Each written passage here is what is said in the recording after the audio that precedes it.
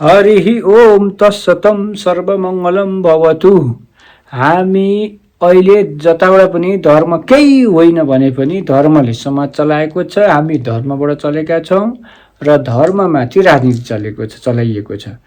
त्यसैले जसरी पैसा केही होइन भनिन्छ तर पैसा बिना केही पनि चल्दैन, त्यस्तै धर्म केही होइन भने पनि धर्म बिना केही पनि चल्दैन। समाज, व्यक्ति, राष्ट्र सबै धर्मको सिस्टमबाट चलिएको छ अथवा धर्मको आड लिएर चलिएको छ। त्यसकारणले जसरी पैसा सब चिज हो त्योभन्दा पनि अझ महत्त्वपूर्ण तरिकाले धर्म सब चिज हो। र यहाँ के भन्ने हाम्रो चाहिँ मानसिकता छ भने यसरी चाहिँ यो रुद्राक्ष भिरेर त्रिशूल लिएर प्यालो वस्त्र लाएर चाहिन्छ के अरे यसरी चाहिँ ऋग्वेदहरू हैन यसरी सामवेदहरू पढेर मात्रै मोक्ष मुक्ति पाइन्छ भन्ने हाम्रो सिस्टम छ। त्यो होइन। पुस्तक पढेर मोक्ष मुक्ति पाइने होइन, ज्ञान आर्जन हुन्छ। कसरी चाहिँ मोक्ष मुक्ति पाइँदो रहेछ त, संसार के रहेछ त भनेर जान्न बुझ्नको लागि ज्ञान हासिल मात्रै हो। र त्यो पुस्तक पढेर हामीले बुझ्दैनौँ कि भनेर हामीले फेरि गुरु धारण गरिन्छ र गुरु धारण गर्दैमा पनि मोक्ष प्राप्त गरिँदैन। गुरुले पनि मोक्ष प्राप्त गराउन सक्दैनन्, पुस्तकले पनि सक्दैनन्। मोक्ष मुक्ति प्राप्त गर्ने भनेको स्वयंले हो। स्वयंको अनुसन्धान, स्वयंको रिसर्च र स्वयंको त्याग तपस्याले हो। कुनै पनि पुस्तक ग्रन्थले र कुनै पनि गुरु सङ्घ संस्था पन्थले कोही पनि व्यक्ति विशेषलाई मोक्ष मुक्ति गराउन सक्दैनन्। त्यसकारणले हामी स्वयं आफू चाहिँ विज्ञ हुन पर्यो, आफू ज्ञानी हुन पर्यो र आफू चाहिँ त्यो पुस्तकले बताए अनुसारको मार्गमा चल्न सक्ने हुन पर्यो। हामीले कृष्णको पूजा गर्छौँ तर हामीले कृष्णको विचारसँग सम्बन्धित भएर हाम्रो जीवनचर्या चलाउँदैनौँ। रामको पूजा गर्छौँ, राम जस्तो हाम्रो नीतिवान भएर चल्न सक्दैनौँ भने उनीहरूलाई पूजा गरेको भनेको ढोगी भइयो हामी। उनीहरूले सिकाएको आचरण, पुस्तक ग्रन्थहरूले सिकाएको आचरण हामीमा हाम्रो व्यवहारमा लागू गर्नुपर्ने हो तर हामी गर्दैनौँ। र हाम्रो समाजले पनि फेरि के भन्छ भने अलिकति चाहिँ गेरु वस्त्र टिका सिका चन्दन लाएपछि त्यो चाहिँ ज्ञानी होला, दुईवटा संस्कृतका मन्त्र फरर भनेपछि चाहिँ ऊ ज्ञानी होला, ऊ बौद्धिक होला भन्न ठान्छौँ। तर संस्कृत जान्नु पनि आवश्यक छैन मोक्ष मार्ग अथवा मोक्ष प्राप्त गर्नको लागि। तर संस्कृत जान्दाखेरि प्राचीन ग्रन्थ जानिने भयो, त्यहाँ लेखेको शब्दको अर्थ बुझिने भयो, त्यसले सरल हुने हो। तर संस्कृतका श्लोक कण्ठ गरेर धर्म पनि हुँदैन, मोक्ष पनि हुँदैन, मुक्ति पनि हुँदैन। तर ज्ञान चाहिँ हुन्छ, केही न केही ज्ञान चाहिँ हुन्छ। किन भन्दा प्राचीन ऋषिमुनिहरूले के अनुभव गरे त्यो कुराहरू चाहिँ हाम्रो संस्कृत भाषामा लेखिया छ। त्यो ज्ञान हामीले सहजै बुझ्न सक्छौँ। तथापि अहिले चाहिँ विभिन्न चाहिँ गुरुहरूले, विभिन्न चाहिँ प्राध्यापकहरूले भाषा उल्था गरेर ल्याउनु भएको छ र हामी संस्कृत नजानेकाहरूलाई पनि सहज र सरल छ हरेक ग्रन्थको बारेमा बुझ्न।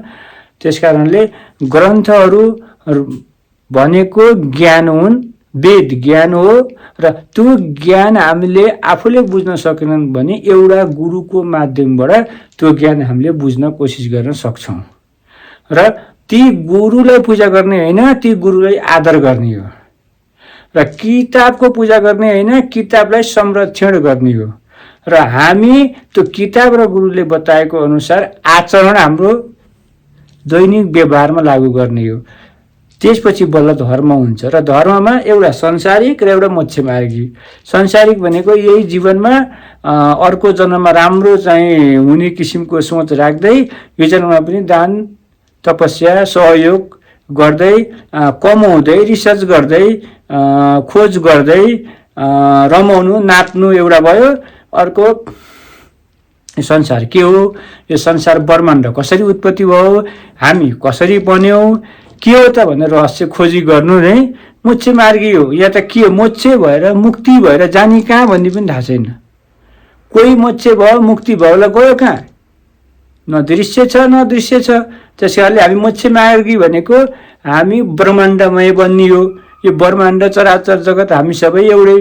जसरी एउटा हिलियम तत्त्वबाट विकसित हुँदै हुँदै हुँदै यत्रो ब्रह्माण्ड न्युट्रोन प्रोटोन इलेक्ट्रोन हुँदै प्लाज्माद्वारा यत्रो संसार ब्रह्माण्ड उत्पत्ति भयो भने विज्ञानको भाषामा यसरी नै हाम्रो वैदिक भाषामा पनि एउटा वर्मबाट फैलिएको यो फैलावट हो। फेरि खुम्चेर के हुन्छ त्यही वर्ममा जान्छ अनि हामी एक वर्म।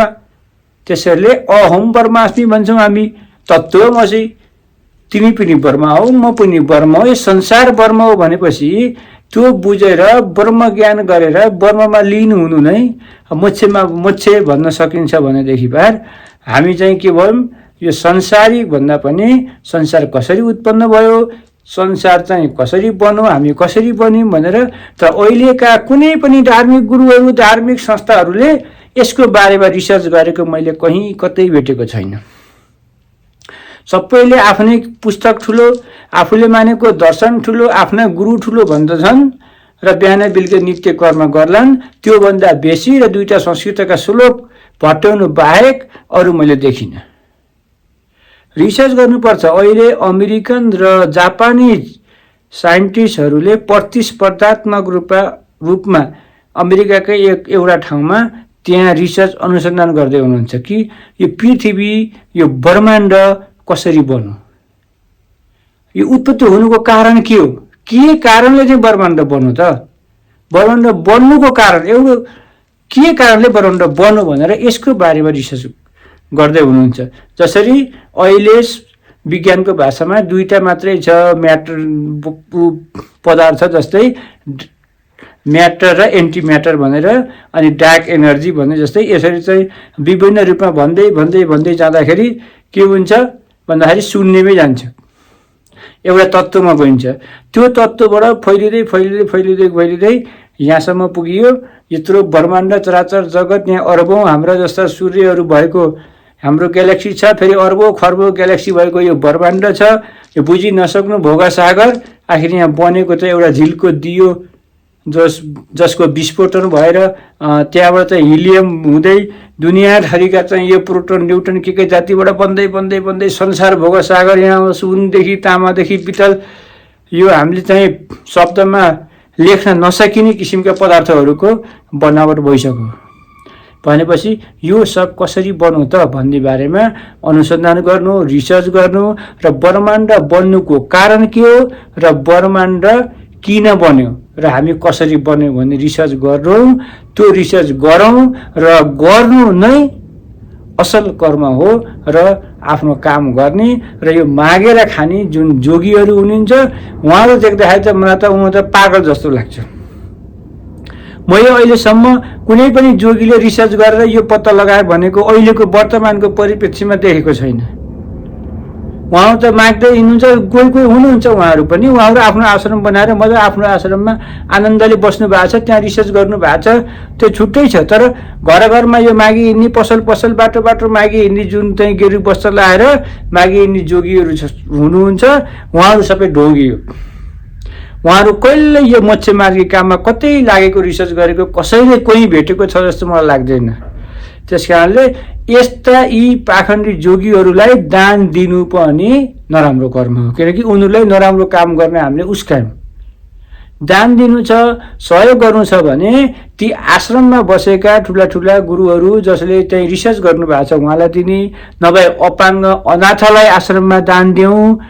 तर यसरी डुल्दै हिँड्ने जोगीहरूलाई दान दिएर यो हामी नै पाखण्डी बन्दछौँ।